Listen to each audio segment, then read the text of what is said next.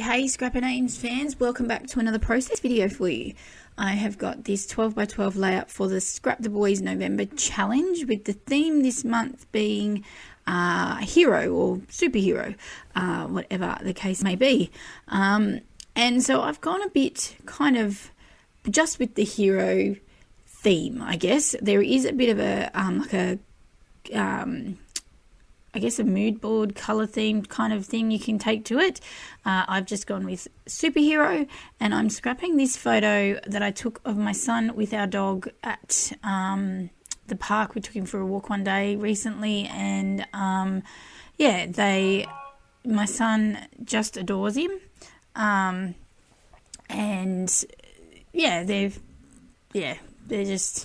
They're good mates. Anyway, so I've got a bit of cardstock, which is a creamy colour. I'm not sure if it picks up. I think you can kind of see it on the screen. And it's kind of a bit of a knockoff version of Basil Marshmallow cardstock. It's a Aussie company's version of it, as I didn't have any Basil Marshmallow left. I knew I wanted to use some Lindy's Stamp Gang powders, because I've been watching the lovely Melinda Sweetman as well as the Missy Whidden, that she uses them as well, and I wanted to try and give them a go. So I am adding some texture paste through a Kaiser Craft stencil here. I was really indecisive with this layout as to what I was going to put in the background. There's the 4 patterns you can see on here, and I wasn't sure if I was going to go circles or the letter. I really did not know. And even when I put these lines down, I put them down in these diagonal pattern, and then afterwards I was like, what the hell am I going to do next? So there's a bit edited out here because I was like, I just didn't know. So I ended up doing the letters on the opposite diagonal, just for something a little bit different. But I really wanted to do some texture paste. I haven't done it for like a big chunk of mixed media for a while, and I was really in the mood, feeling a bit inspired here. So there's the powders, the Lindy Stamp Gang powders.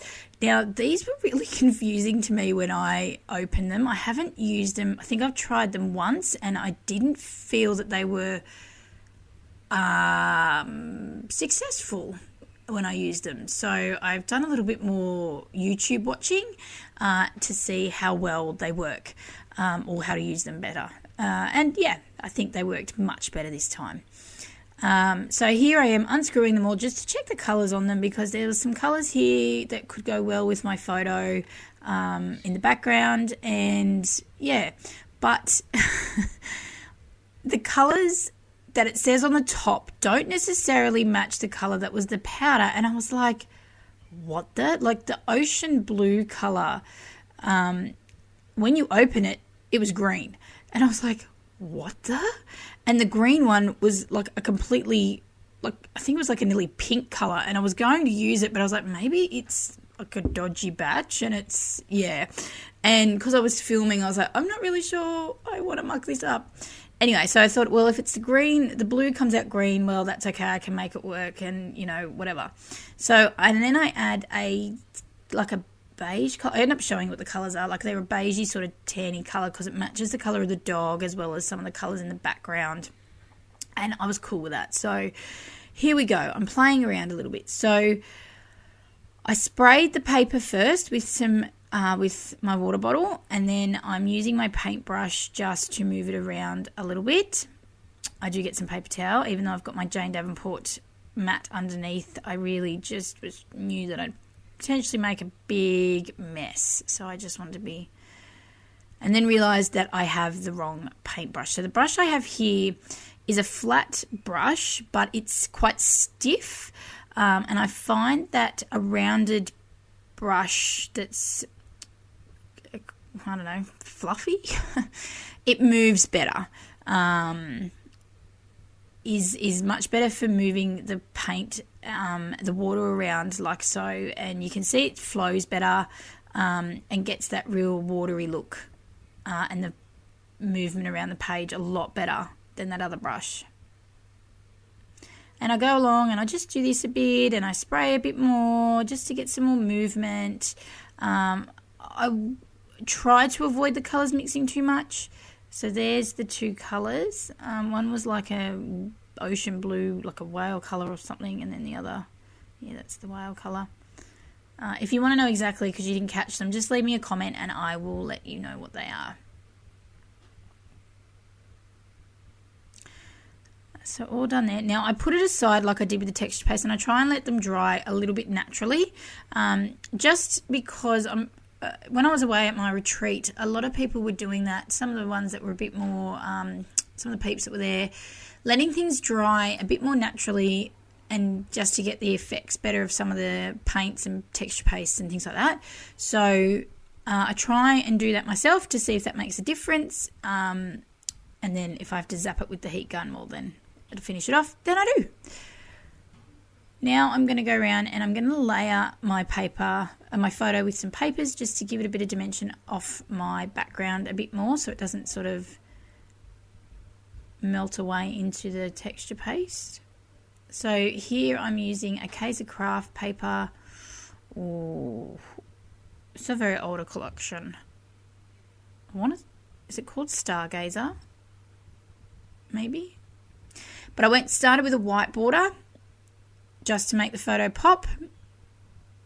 It's not a very heavy, colourful photo, so it doesn't really have anything that makes it stand out. So I went with the white border first.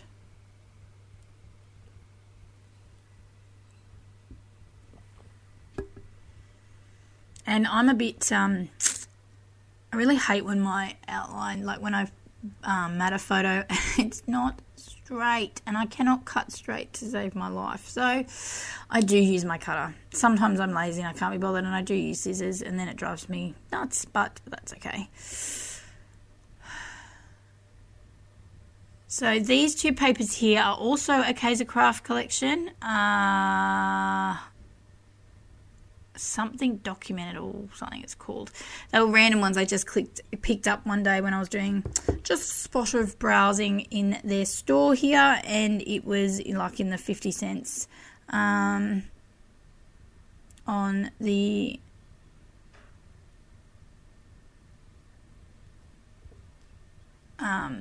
like in the 50 cents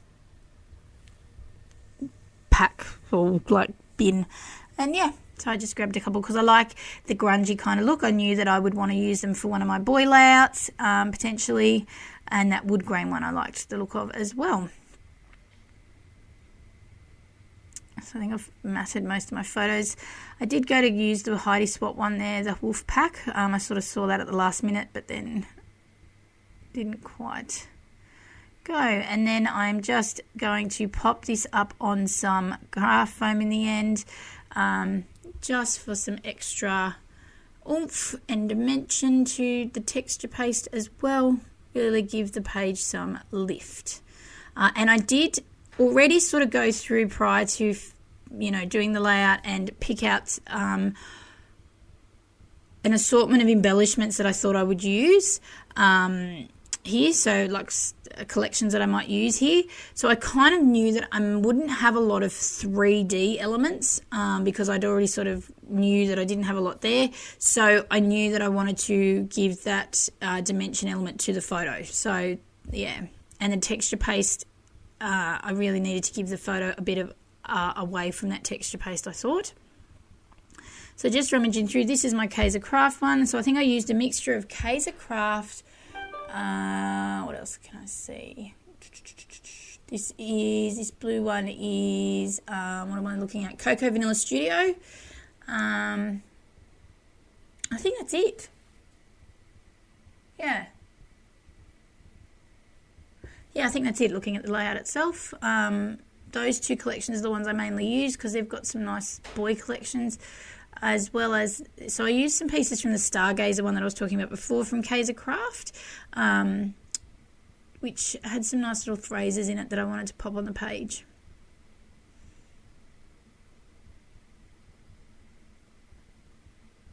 Now I do use liquid glue to stick these down, everything onto this page, because it is so heavy with the mixed media. So you, as I said, the texture paste and the wet media, anything other than that won't hold.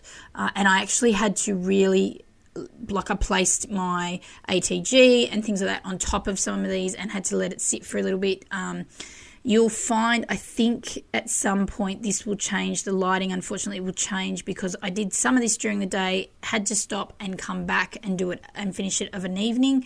Unfortunately, my scrapping sessions are a little bit not hours long anymore. I have to just sort of squeeze them in when I can. So sometimes the lighting will change from day to night or night to day because that's what it is. But you can only do what you can do. But yeah, so I had to hold it down a bit because it was a bit bendy and heavy with the media. But I really enjoyed this page. I feel like I haven't done some mixed media for ages. I was just, as I said, I'd actually sat that day and watched a bit of the lovely Melinda Sweetman and just felt really inspired by her actually to get back into some heavy mixed media and whatnot. And I think following this, I had cut a cut file maybe later that night or the next day, just after watching her mixed medias and cut files. And yeah, so thank you for that. Thank you for that, Melinda.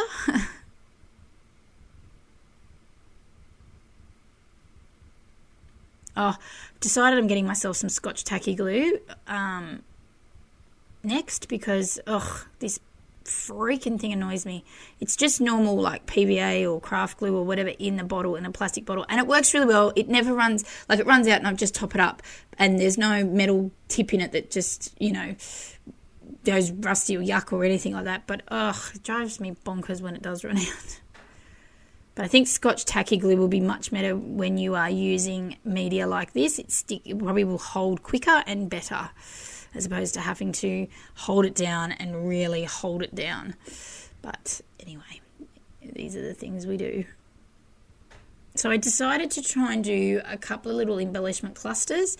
This one down here has some beautiful little blue floral elements from that Kaiser Craft collection, that Stargazer, I think it's called one, with the leaves and the floral bit, and then I think a little quote from that section.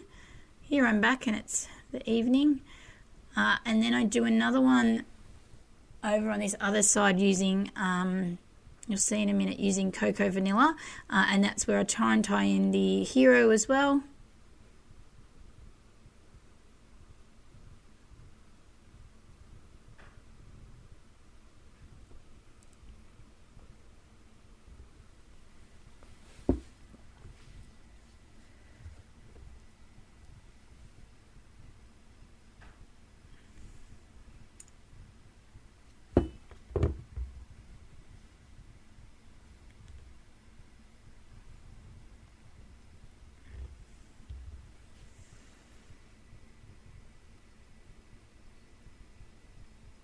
I really was trying to push to use something from that Heidi Swap collection just because it's got the wolves and things in it, and my son loves wolves, and obviously with the dog in it as well, but I just couldn't find anything that really fitted in with, I guess, the colour scheme or the theme, like the hero theme, and that tie in that way. So I had to leave it, but anyway, I do really like that collection.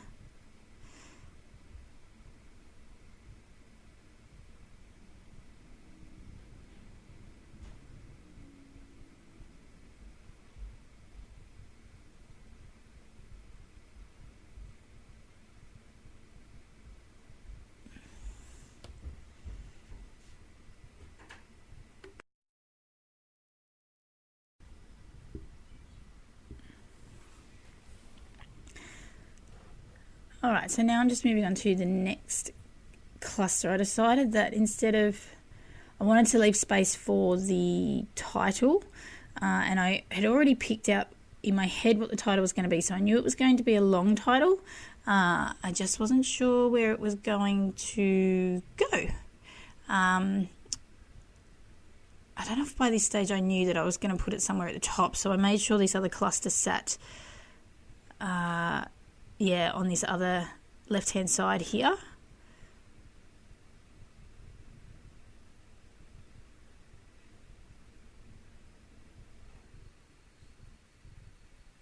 So just gluing these on.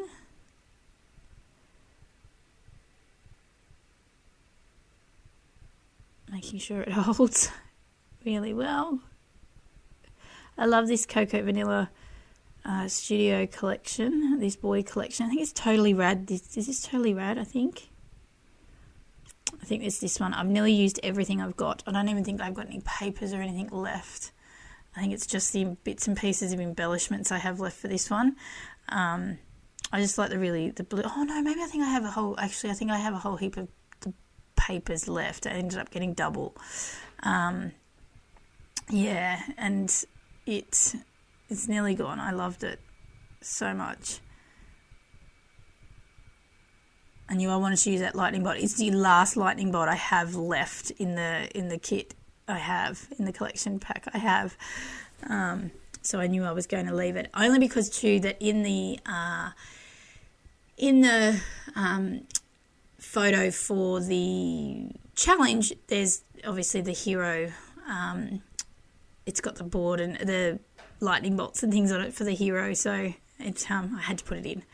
So I'm just using these stickers, and I end up sticking them down with a bit of extra glue because, again, the media, and they're a bit of they're black thickers with like a white stitching almost around them, so it really makes them pop on this page. So a boy and his hero, so that's my title for this one, and then I do find the spot for the lightning bolt, which is next to the title itself. Just trying to make sure everything really sticks down, and then just adding some little bits and pieces just to finish it off. Just making sure I'm not over embellishing, because there's lots of media on the page with the texture paste and then the paint as well. I guess you call it paint, with the colour in the background as well.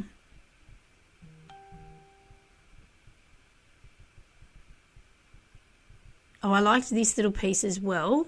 That said like 0 to hero, I think, on it, but it just didn't quite fit in anywhere.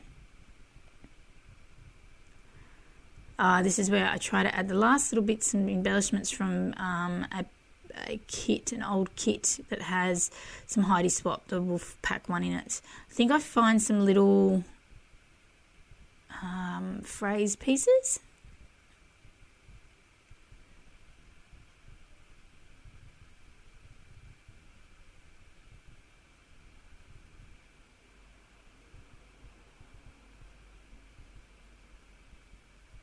I'm just finding a little spot for those. I think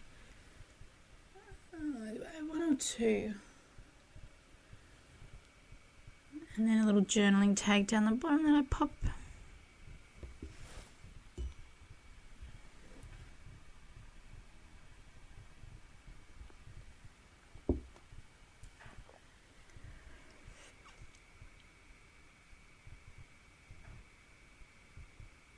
I also added a flare button to that cluster down the bottom where I used all the Cocoa Vanilla, the Hello Hero one, superhero bit. And that was also from the You Rock, sorry. So maybe not totally rad. Maybe You Rock is the collection, the one that I like the most, as well. Just for that use of 3. And I think I add some enamel dots just for something else. I was going to add some blue splatters and then changed my mind. I think I just add the enamel dots to it. I wanted to add this piece as well. I think something about being an adventure.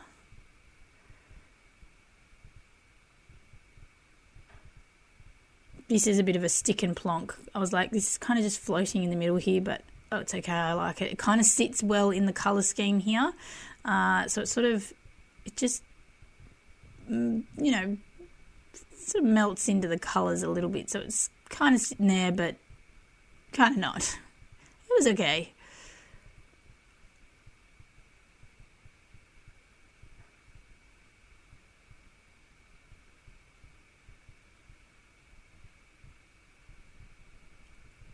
Going all mixed media here, all a bit of media, adding a bit of ink to it, a bit of stamping, trying to use up bits and pieces of my stash that I don't normally use on my layouts at the moment.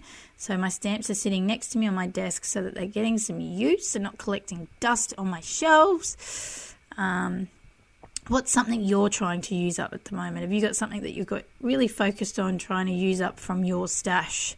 At the moment, my stamps are a bit of a focus, paper pads, and some older sticker sheets that are not being used. That's my thing at the moment, yes, they're my things.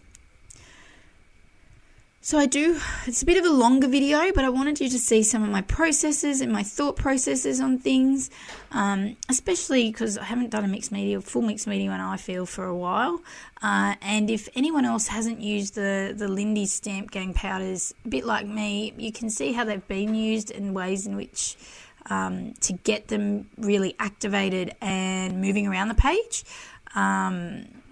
As I said, I'm definitely no expert. This is probably the second time I've used them and the first time that I feel they've worked really well for me on layout. So yeah, I was really happy with them, and I'm really happy with the way this one's turned out for me. But yeah, as I said, it's a little bit of a longer video. Instead of cutting it really short, I wanted you to hopefully see a bit more of why I was doing things the way I do. So don't forget to give me a thumbs up if you've enjoyed it. If you've got any questions or comments, leave them in the comments below. And I will hopefully have another video or two also up for you next week. And I hope you have a lovely weekend. It's the weekend here in Oz. Well, and wherever you are, you should be potentially starting your weekend shortly. I hope you have a fab rest and get some crafting in. And I will see you again, talk to you very soon. And yeah, this is just about finished. You should get some close-ups very shortly. Yep. There you go. Some close-ups of the texture paste, the colour, the background. You know, that powder gives that, once it's activated, gives that watercolour effect, and it's given some great splattery looks, which I really liked. And check out the Scrap the Boys Facebook group or blog or Instagram page. I think that's where I went to see the challenge for this month. All right, thanks again, guys. Bye.